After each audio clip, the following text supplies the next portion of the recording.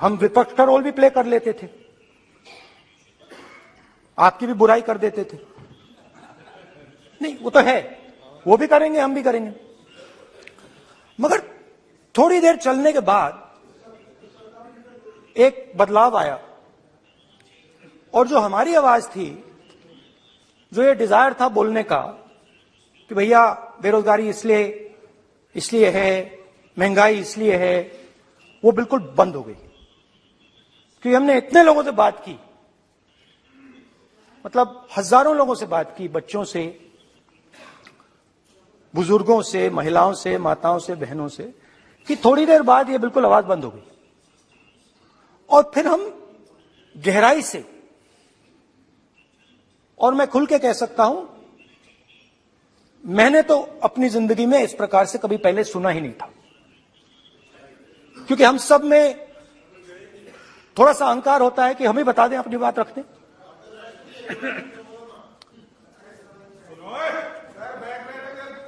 तो आस्ते आस्ते जब हम चले, समझ नहीं आएगा। आप समझने की कोशिश करो, यात्रा हमसे बोलने लगी। 200 किलोमीटर आप चलने की कोशिश करिए, पता चल जाएगा। और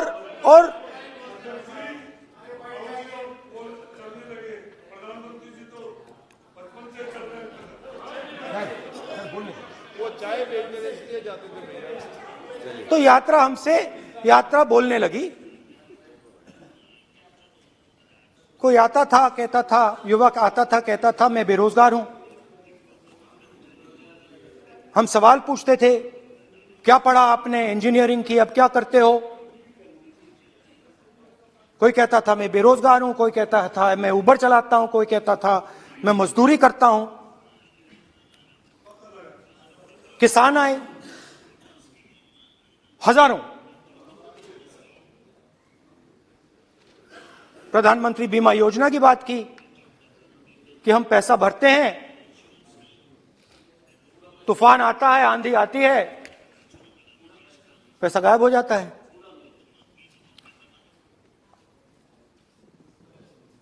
किसानों ने यह भी कहा कि हमारी जमीन छीन ली जाती है, हमें सही रेट नहीं मिलता। जमीन अधिग्रहण बिल जो था वो लागू नहीं होता। आदिवासियों ने कहा, वनवासियों ने नहीं, आदिवासियों ने, कि जो ट्राइबल बिल में हमें दिया जाता था वो आज छीना जा रहा है। तो बहुत सारी चीजें हमको सुनने को मिली। मगर मेन थ्रस्ट, अगर मैं कहूं, मेन थ्रस्ट बेरोजगारी, महंगाई और किसान। उसमें एमएसपी थी, उसमें बीज की समस्या थी, किसान बिल की समस्या थी। अच्छा, अग्निवीर की भी बात की लोगों ने। आपने अभी बोला कि अग्निवीर देश को फायदा पहुंचाएगा। मगर हिंदुस्तान का युवा जो 4 बजे दौड़ता है, आर्मी में भर्ती होने के लिए दौड़ता है, वो आपकी बात से सहमत नहीं है।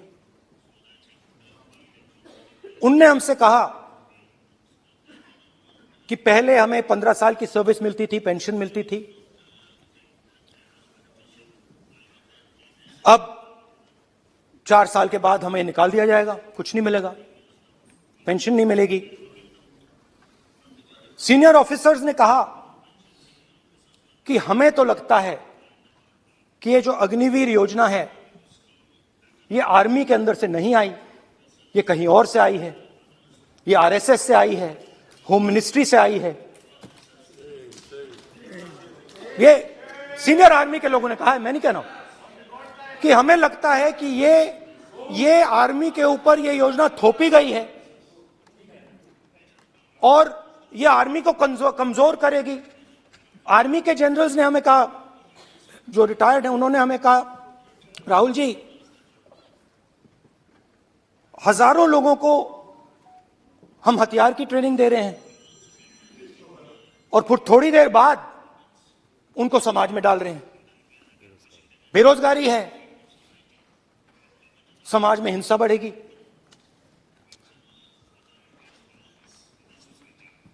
तो उनके मन में था कि ये जो अग्निवीर योजना जो है, ये आर्मी के अंदर से नहीं आई है। और मुझे नाम भी बताया कि अजीत डोभाल जी ने ये योजना आर्मी पे थोपी है। क्यों नहीं ले सकते? क्यों नहीं ले सकते? बिल्कुल ले सकते हैं, पार्लियामेंट में थोड़ी है वो। क्यों नहीं ले सकते? क्या बात कर रहे हैं? सर ये तर्क है, बाद में फिर अडानी के लिए भी यही बोलने वाले हैं, फिर ये तर्क है इनका।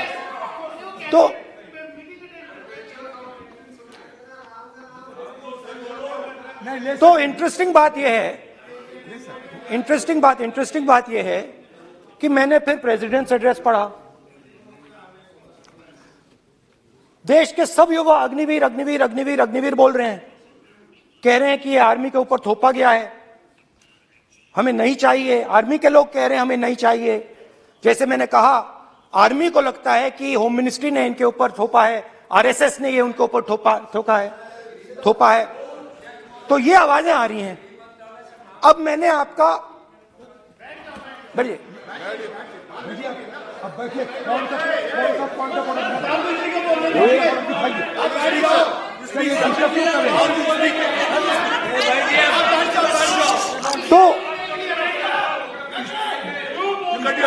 तो एक फर्क, मैं थोड़ा पानी ले आऊं, मैंने पानी।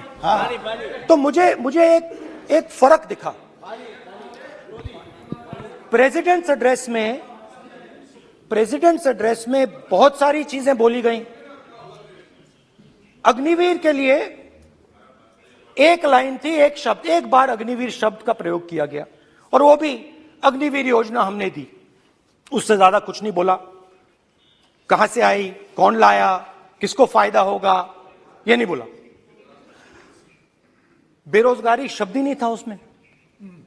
आपने देखा होगा, बेरोजगारी शब्द ही नहीं था प्रेसिडेंट एड्रेस में। महंगाई शब्द ही नहीं था। तो जो यात्रा में हमें सुनने को मिला, अग्निवीर, महंगाई, किसान, बेरोजगारी, प्रेसिडेंट एड्रेस में था ही नहीं। तो ये मुझे थोड़ा अजीब लगा कि जनता कुछ कह रही है और प्रेसिडेंट एड्रेस में कुछ और सुनाई दे रहा है। अच्छा, एक और चीज हमें बताई गई।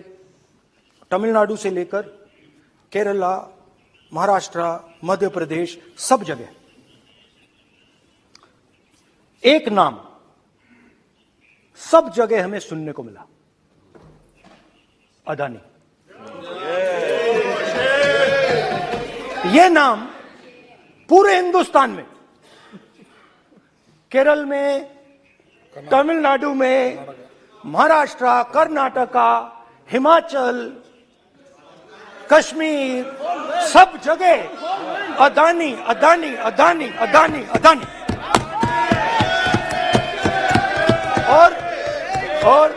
और ये नाम नहीं, और इस नाम के बारे में जब लोग बोलते थे मुझसे, तो 2-3 सवाल पूछते थे।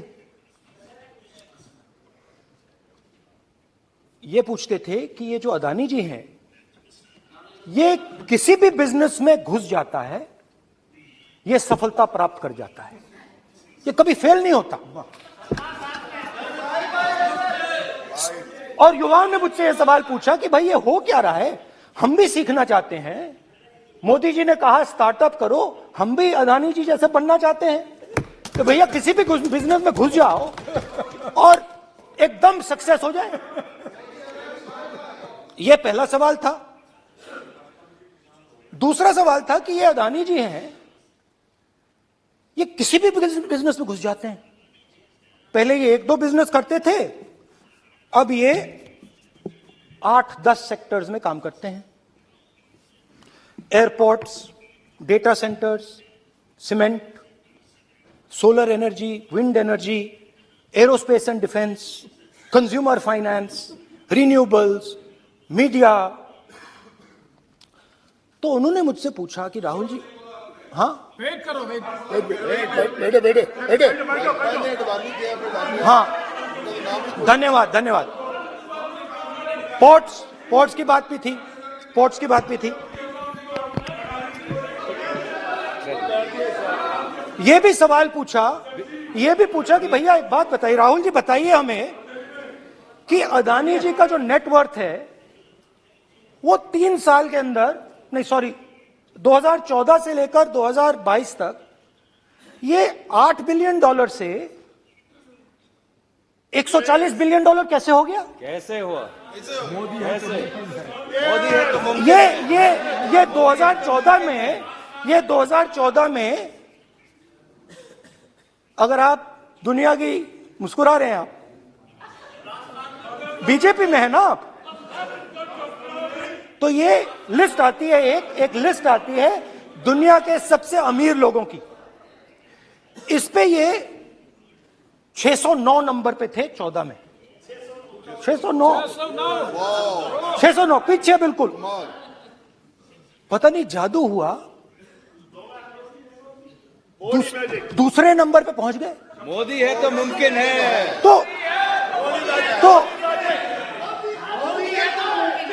तो मुझसे पूछा यार, बहुत सारे लोगों ने पूछा कि भैया राहुल जी बताइए, हिमाचल में सेब की बात होती है अदानी जी, कश्मीर में सेब की बात होती है अदानी जी, पोर्ट्स की बात होती है अदानी जी, एयरपोर्ट की बात होती है अदानी जी, इंफ्रास्ट्रक्चर, अच्छा हम सड़क पे चल रहे हैं, मैं पूछूं किसने बनाई? अदानी जी। तो लोगों ने यह भी पूछा कि राहुल जी ये जो अदानी जी जो हैं, इनकी सफलता कैसे हुई? ये इतने बिजनेसेस में कैसे घुस गए? इतनी सफलता कैसे प्राप्त हुई? और सबसे जरूरी सवाल, इनका हिंदुस्तान के प्रधानमंत्री के साथ क्या रिश्ता है और कैसा रिश्ता है? देश जानना चाहता है, तो देश जानना चाहता है। ये देखिए रिश्ता, ये देख लीजिए। प्लीज पोस्टर मान्य सदस्य, पब्लिक में सर, मान्य सदस्य पोस्टर लीजिए। नहीं, प्लीज पोस्टर नहीं। पोस्टर नहीं है सर। देखिए आप बैठिए, 1 मिनट बैठिए। आप पोस्टरबाजी करेंगे तो इधर नहीं, सर। कहेंगे राजस्थान के मुख्यमंत्री का पोस्टर चिपकाएंगे। पोस्टरबाजी के लिए सदन नहीं है। आप बात सर। करें, पोस्टरबाजी नहीं। Speaker sir. आप वरिष्ठ सदस्य हैं, स्पीकर सर। तो पोस्टरबाजी उचित नहीं है। स्पीकर सर, पोस्टरबाजी उचित स्पीकर नहीं है, सर। प्लीज। राजस्थान के मुख्यमंत्री, ये सच्चाई है। This picture was came into the media. चलिए, पोस्टर नहीं, प्लीज। वो लिख दे दो मुझे। हाँ, जस्ट राइट इट नीटली। तो नहीं स्पीकर सर, वो फोटो है सर, वो पोस्टर नहीं है। आप वरिष्ठ सदस्य हैं। प्राइम मिनिस्टर की पोस्टर और फोटो है फोटो सर, उसमें नियम में बहुत नहीं है। उनका अच्छा सदन चेहरा ने दिख नियम रहा बनाया है। है। उनके वहां पे, उनके पीछे अदानी का लोगो है, अदानी जी के हवाई जहाज में घुस रहे हैं। तो मैंने सोचा कि आज के प्रेसिडेंट्स एड्रेस में मैं थोड़ा जो नरेंद्र मोदी जी का और अदानी जी का रिश्ता है उसके बारे में आपको थोड़ा बता देता हूं। प्लीज बताइए। तो वो आप बता देना।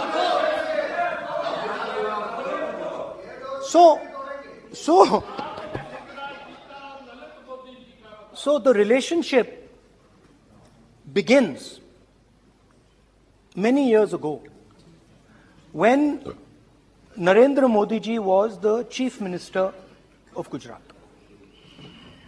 And when most of India's business was asking questions of the Prime Minister, was against the Prime Minister, one man stood shoulder to shoulder with the Prime Minister. He didn't back down. That's commendable. It's not a joke. He was loyal to the Prime Minister. And what did he do? He helped Mr. Modi construct the idea of resurgent Gujarat. Right? The idea that you bring these businessmen together, and you call it resurgent Gujarat, vibrant Gujarat, they're both. And he was the backbone in setting up that group of people. Okay? And the result of that was tremendous growth of his businesses in Gujarat. Expansion of his businesses. I think then the real magic starts. जब प्रधानमंत्री जी दिल्ली आते हैं और 2014 में असली जादू शुरू होता है। मैंने कहा कि 2014 में वो 609 नंबर पे थे, कुछ ही सालों में वो दूसरे नंबर पे पहुंच गए। कैसे पहुंचे? मैं आपको, बहुत सारी इंडस्ट्रीज में काम करते हैं, मैं आपको 2-3 इंडस्ट्रीज का उदाहरण दे देता हूं। एयरपोर्ट इंडस्ट्री की बात, एयरपोर्ट्स की बात करते हैं।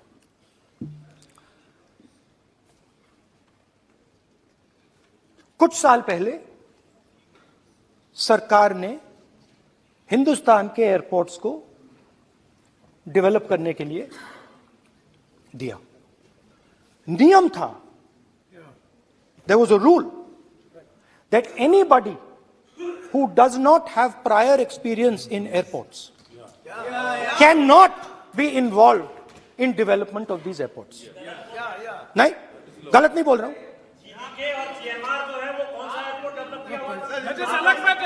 आप बैठ जाइए।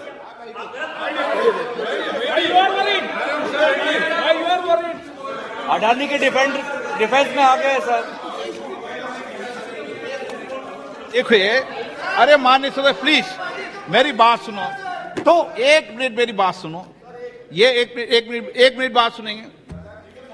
ये संसद है, अपन किस दिशा पर चर्चा कर रहे हैं ये देश देख रहा है। हमें राष्ट्रपति अभिभाषण पर चर्चा करें तो उचित रहे, बाकी आपकी इच्छा है, स्वतंत्र अभिव्यक्ति है। मेरा मानना ये है तो अपन एक विषय पर ओके तो आपको तो रूल था, नियम था। हाँ, पॉइंट ऑफ ऑर्डर किस पे है ये? सर कैसे एयरपोर्ट का प्राइवेटाइजेशन तो उनके समय हुआ, ऐसी कोई पार्टी थी जिसका अनुभव था? ये कौन सी बात कर रहे हैं? ओके बोलिए। ओके प्लीज ओके बोलने दे आपको नेता को, तो बोलने दे आपको नेता को। रूल था, प्लीज बोलने दे। रूल था कि अगर कोई एयरपोर्ट बिजनेस में नहीं था तो वो इन एयरपोर्ट्स को ले नहीं सकता था। इस रूल को हिंदुस्तान की सरकार ने बदला। किसी ने भी बनाया हो रूल था, किसी ने भी बनाया हो रूल था। रूल बनाया किसने बात नहीं है, रूल बदला किसने बात है। रूल बदला गया,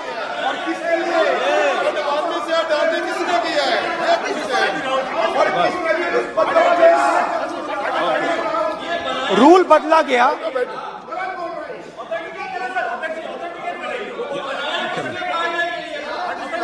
सर पार्लियामेंट्री अफेयर्स चलता रहेगा क्या sir? Parliamentary affairs minister is in rule को बदला गया। सर बोलने दीजिए। करना चाहिए सर, ऑथेंटिकेट करना चाहिए। चलिए आप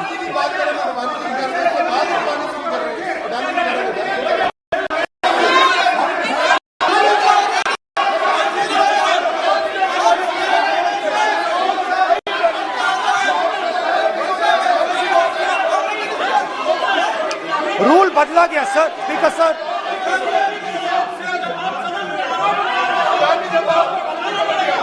बैठे बैठे।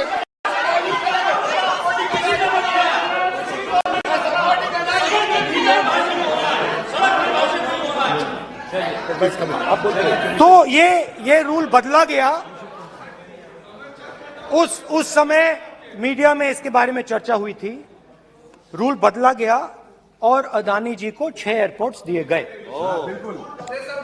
उसके बाद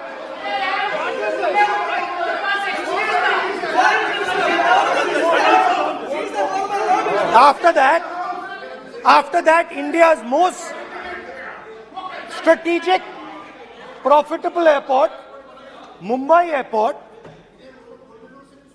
was taken away by GVK, hijacked by using the agencies.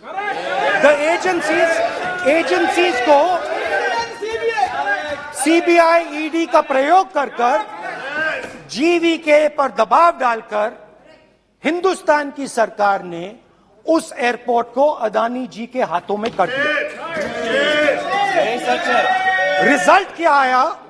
Result आया कि एयरपोर्ट्स में आज अदानी जी 24% हिंदुस्तान की एयर ट्रैफिक को अपने एयरपोर्ट से निकालते हैं और 31% एयर फ्रेट उन एयरपोर्ट्स में से निकलता है। अब यह काम हिंदुस्तान की सरकार और हिंदुस्तान के प्रधानमंत्री जी ने फैसिलिटेट किया। तो बताइए, बोलिए वित्त मंत्री, विधि मंत्री। और ये जो सर ये हाउस में सर ये बोल रहे हैं, तुम तो ज्ञान बांट रहे हो, बैठ जाओ। सर ये यहाँ बहुत गंभीर ये राष्ट्रपति का उद्बोधन को लेकर एक गंभीर चर्चा हो रही है। जो भी मेंबर कुछ भी बात करे विद फुल रिस्पॉन्सिबिलिटी ऑथेंटिकेट करें। और ये वाइल्ड एलिगेशन अपना एक सोच के आया है, बिना तर्क के ऐसे वाइल्ड एलिगेशन लगा रहे हैं, ये कोई मतलब नहीं है सर। ये ऐसा नहीं बोल सकते और वो सर तर्क रखना पड़ेगा। अगर एलिगेशन लगा रहे हैं तो आपको पूरा डॉक्यूमेंट प्रूफ के साथ आपको रखना पड़ेगा। दे देंगे आप ऐसे बातें नहीं दे कर सकते। देंगे और ये गंभीरता को समझिए, ये डॉक्यूमेंट्री प्रूफ दे देंगे।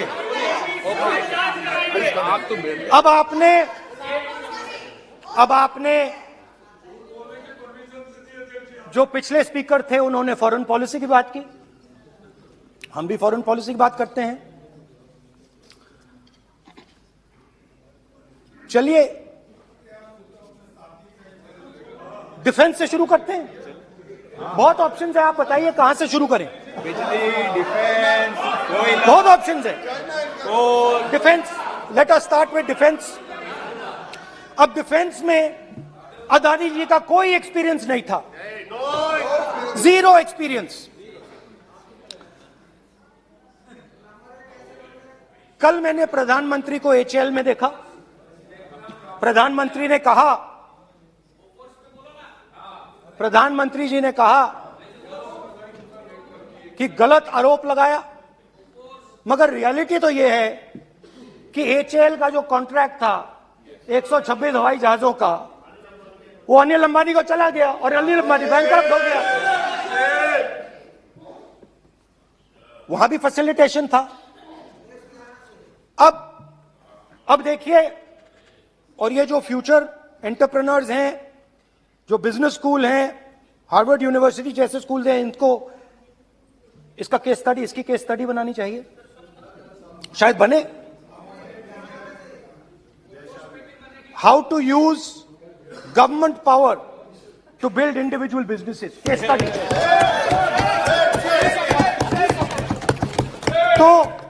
तो अब देखिए, अदानी जी की डिफेंस में इंटरेस्ट देखिए।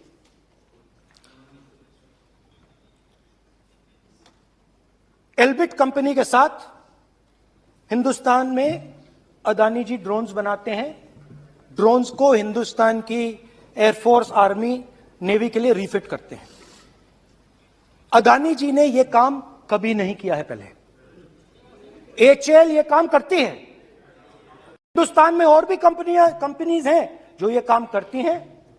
मगर प्रधानमंत्री जी इजरायल जाते हैं और उसके एकदम बाद अदानी जी को यह कॉन्ट्रैक्ट मिल जाता है। मगर एक नहीं मिलता। यह मत सोचिए कि यह सिर्फ एक कंपनी की बात हो रही है, यह इंडस्ट्रीज की बात होती है। यहां पे जैसे मैंने आपको दिखाया, एयरपोर्ट का पूरा सिस्टम उठा के 30% मार्केट शेयर एयरपोर्ट में ले गए, वैसे ही डिफेंस में करा। तो 4 डिफेंस की इनके पास कंपनीज हैं। यह काम इन्होंने कभी नहीं किया।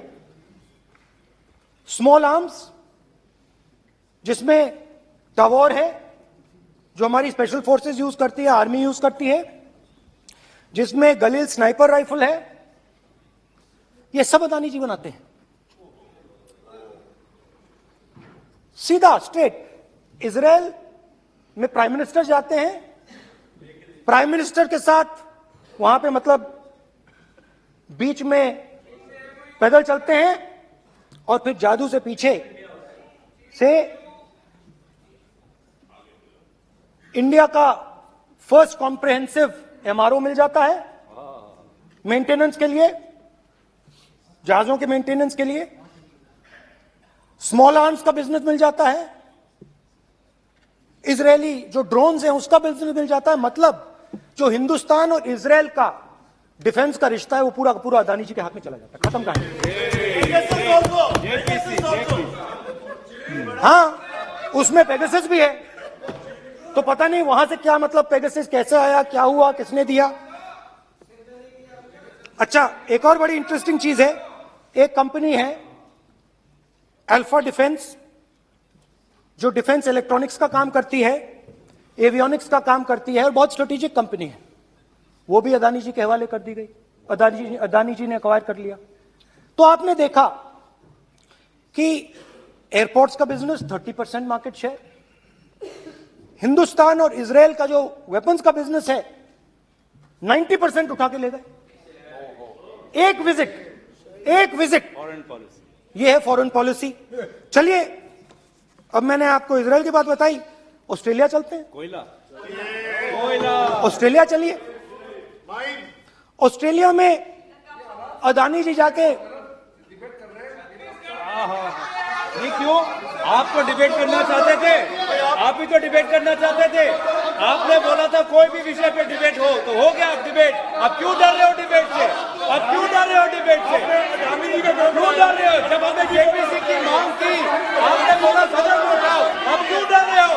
अब क्यों डर रहे हो? अब क्यों डर रहे हो? आप चर्चा से क्यों डर रहे हो? चर्चा से डर रहे हो आप? बैठे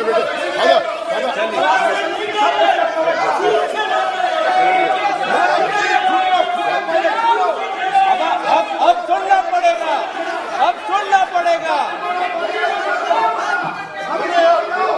अब सुनना पड़ेगा। ऑस्ट्रेलिया जाते हैं, प्रधानमंत्री ऑस्ट्रेलिया जाते हैं।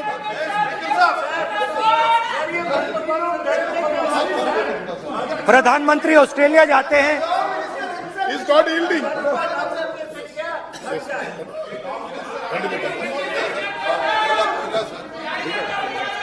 ऑस्ट्रेलिया जाते हैं। क्या नंबर बताएं? 369। Not allowed. Not yielding.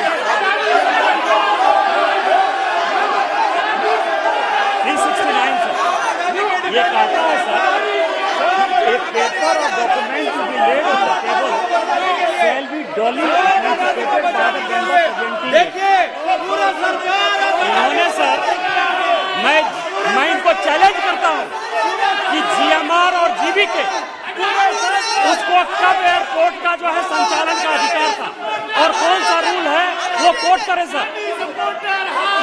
किस रोल के आधार पर ये इनको मैं चैलेंज करता हूं, पूरी कांग्रेस पार्टी को चैलेंज करता हूं कि जीएमआर और जीवीके को कौन सा एयरपोर्ट चलाने का लाइसेंस जब दिया तो उनको उसका नॉलेज था। मैं चैलेंज करता हूं पूरी कांग्रेस पार्टी को। जब इन्होंने बिरला को बनाने का दिया, डालमिया को बनाने का दिया, टाटा को बनाने का दिया लाइसेंस, उस वक्त उनको कौन सा मोटर चलाने का अधिकार था सर। ये गलत बयानी कर रहे हैं। मेरा ये कहना है कि आप एलिगेशन प्रधानमंत्री के ऊपर लगा रहे हैं। आप पेपर दीजिए और कौन सा रूल भारत सरकार ने चेंज किया एयरपोर्ट में अडानी के लिए, वो ऑथेंटिकेट कीजिए, नहीं तो इस तरह की बात नहीं कर सकते हैं।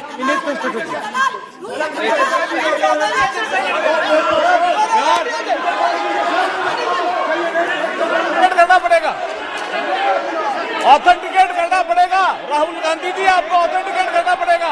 आप ऐसा नहीं बोल सकते हवा में, आप हवा में बोल रहे हो और प्रधानमंत्री जी पे आरोप लगा रहे हो। आपको ऑथेंटिकेट करना ही पड़ेगा। आप ऐसे ही बोल रहे हो कि जीएमआर का जीवीके का समय रूल था, कहा था रूल, कोई रूल नहीं था। आपको यू हैव टू ऑथेंटिकेट, और ऑथेंटिकेट करके ही रखना पड़ेगा आपको। पहले रखिए और उसके बाद आगे बात करने देंगे, नहीं तो माफी मांगिए देश से। आप प्रधानमंत्री जी पे आरोप लगा रहे हैं, सर बोलने दीजिए। अनाप शनाप आरोप लगा रहे हैं, बिना किसी डॉक्यूमेंट का आरोप लगा रहे हैं प्रधानमंत्री जी पे। रूल 353 सर, रूल 353 किया है sir, no allegation of defamatory और incriminatory nature shall be made unless you have given notice. छोड़िए, वो तो प्रधानमंत्री के खिलाफ एलिगेशन लगा रहे हैं बिना नोटिस दिए, बिना कोई डॉक्यूमेंट दिए। सर ये रिकॉर्ड पर नहीं आना चाहिए सर, ये बिल्कुल रूल का उल्लंघन है। और क्या क्या बातें वो कह रहे हैं सर, मैं उसको रिपीट नहीं करना। Reckless allegation, baseless allegation in violation of rules, sir ये स्वीकार नहीं होना चाहिए। ओके सर, लेट अस एक सब बैठिए, ऑस्ट्रेलिया पीएम जाते प्लीज हैं। बैठिए, आप प्लीज बैठिए, वरिष्ठ वकील साहब बैठिए। ऑस्ट्रेलिया जाते हैं। एक मिनट राहुल जी, एक मिनट। नियम 369 भी मैंने देखा है, 323 भी देखा है। मेरा आग्रह है, सदन भारत की संसद है, हम एक ही विषय पर सारी राष्ट्रपति की चर्चा लगाएं, ये उचित है क्या? फिर आपको बोलना बोले नहीं, स्पीकर गलत तरीका है। राहुल गांधी जी, आप बोल रहे हैं गलत तरीका है। क्या देश को संदेश देना चाहते हैं आप? क्या संदेश देना चाहते हैं देश को? चलिए राहुल गांधी जी। ऑस्ट्रेलिया में प्रधानमंत्री जाते हैं। आप बोलिए सर, स्पीकर सर, प्रधानमंत्री जी ऑस्ट्रेलिया जाते हैं और जादू से State Bank of India $1 billion loan Adani ji को ऑफर कर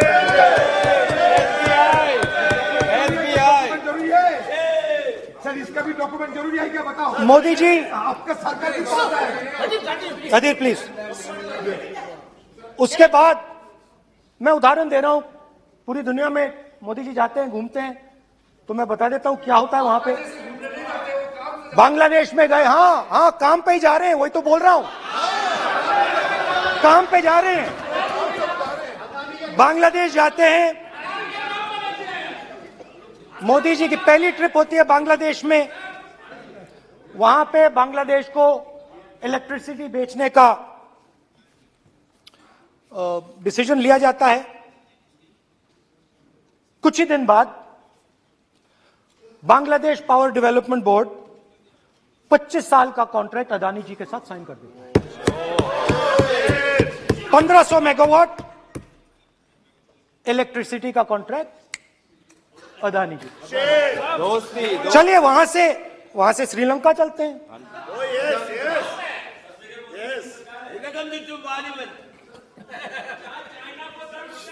जून 2022 में chairman of Sri Lanka's Ceylon Electricity Board, MMC Fernando, informed a parliamentary committee in Sri Lanka in open hearing that he was told by President Rajapaksa that PM Modi pressured him to give the wind power project directly to Mr. Adani.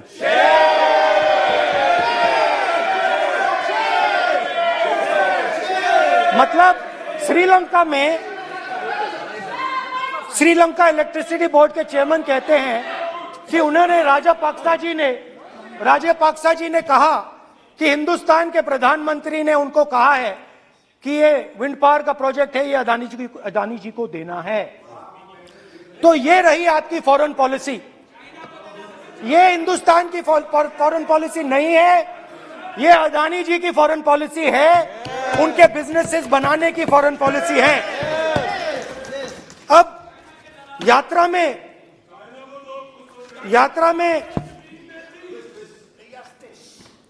में मुझसे 2-3 और सवाल पूछे गए। यात्रा में लोगों ने मुझसे पूछा, राहुल जी ये जो LIC कंपनी है इसका पैसा अदानी जी की मदद करने के लिए क्यों डाला जा रहा है? उन्होंने यह भी पूछा कि अदानी जी के जो शेयर्स हैं बड़े वोलेटाइल हैं, उसमें LIC का पैसा क्यों डाला जा रहा है? तो मेरा कहना है कि एक सेकंड, मेरा कहना है कि अदानी जी की मदद प्रधानमंत्री जी और हिंदुस्तान की सरकार कैसे करती है?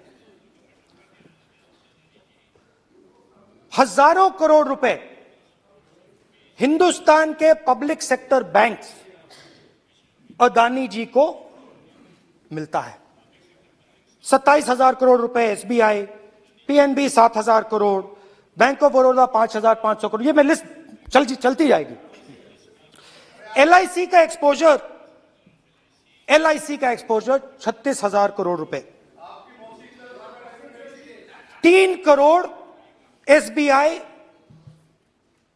and other PSU bank holders. Money is going to Mr. Adani and to finance.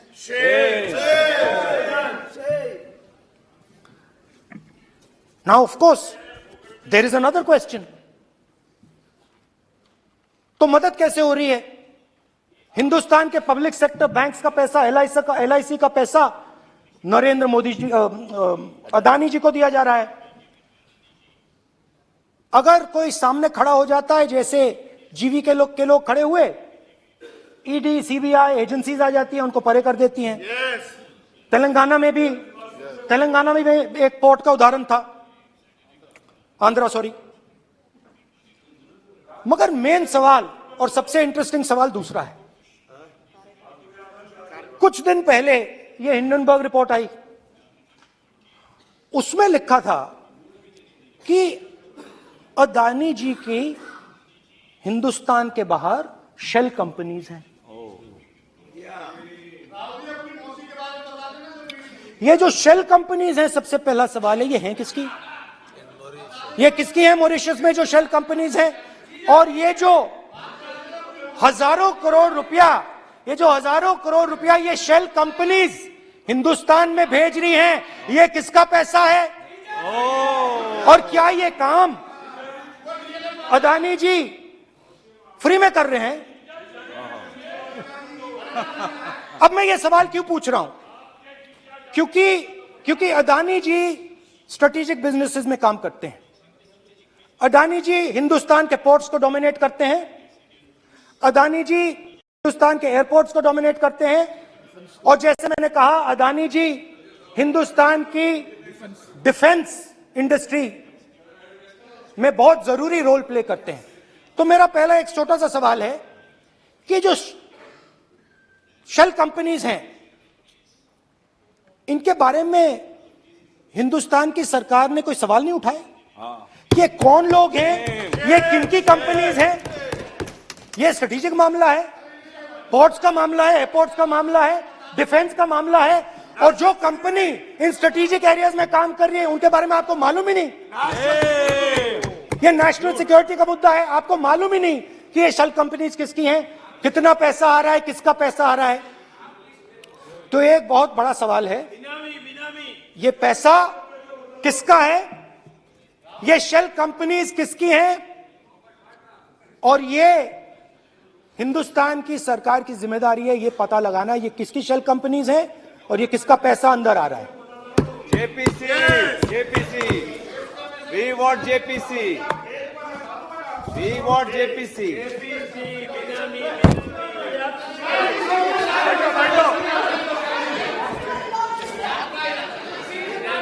अच्छा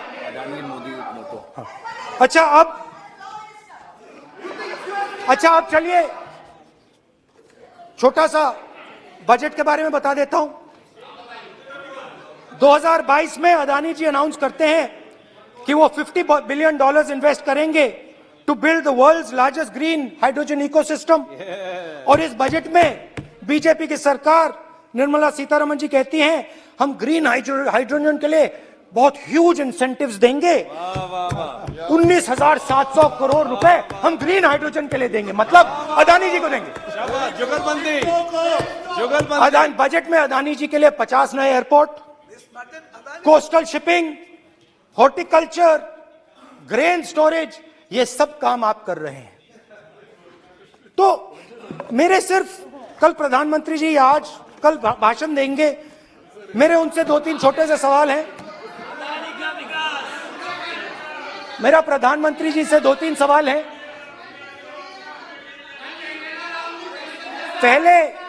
पहले अदानी जी के हवाई जहाज में मोदी जी जाते थे, अब मोदी जी के हवाई जहाज में अदानी जी जाते हैं। पहले लोकल मामला था, फिर नेशनल मामला हो गया, उसके बाद इंटरनेशनल मामला हो गया। अदानी जी के लिए बोरिस जॉनसन का बेटा काम करता है, आपको पता नहीं मालूम है या नहीं मालूम? भाई सॉरी, नहीं बेटा भी, भाई काम करता है। तो ये मामला पहले गुजरात का मामला था, फिर ये हिंदुस्तान का मामला हुआ, अब ये इंटरनेशनल मामला हो गया है। तो मेरा सवाल प्रधानमंत्री जी से, और सिंपल सवाल है, प्रधानमंत्री जी आपकी फॉरेन ट्रिप्स पे अदानी जी और आप कितनी बार एक साथ गए? अदानी जी, how many times did you travel together with Adani ji?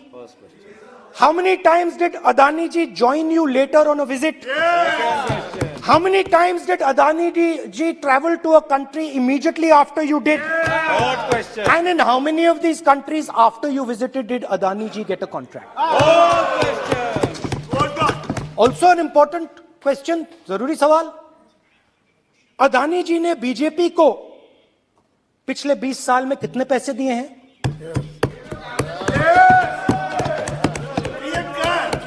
Electoral bonds में कितना पैसा दिया है?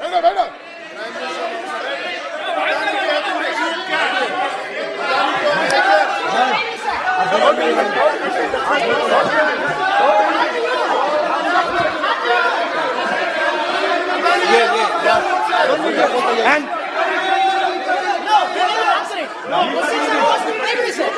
questions are posed to Prime Minister, please. Sir, खत्म करने दीजिए सर। कंक्लूडिंग। और बहुत सुंदर तरीके से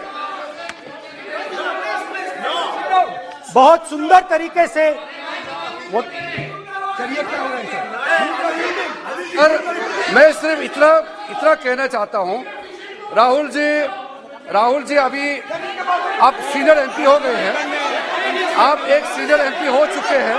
हम लोग एक्सपेक्ट करते हैं कि इस सदन का सदस्य होने के नाते जो भी बातें आप करेंगे गंभीरता से आप बात करेंगे।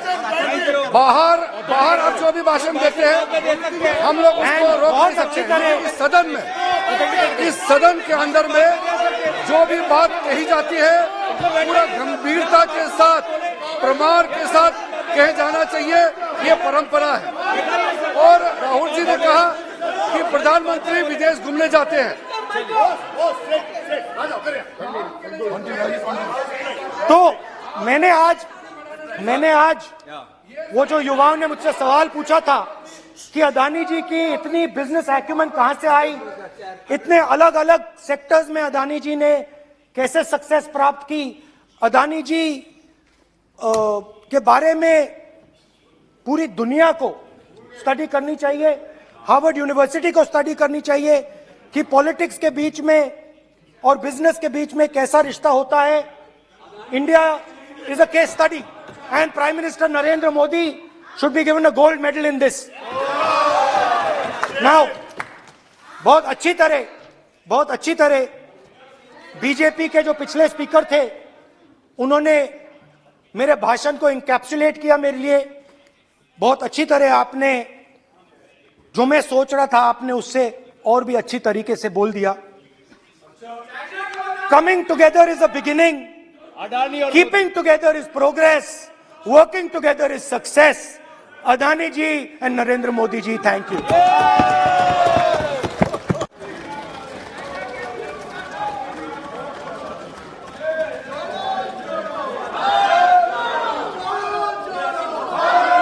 भारत जुड़ा हुआ है, चिंता मत करो।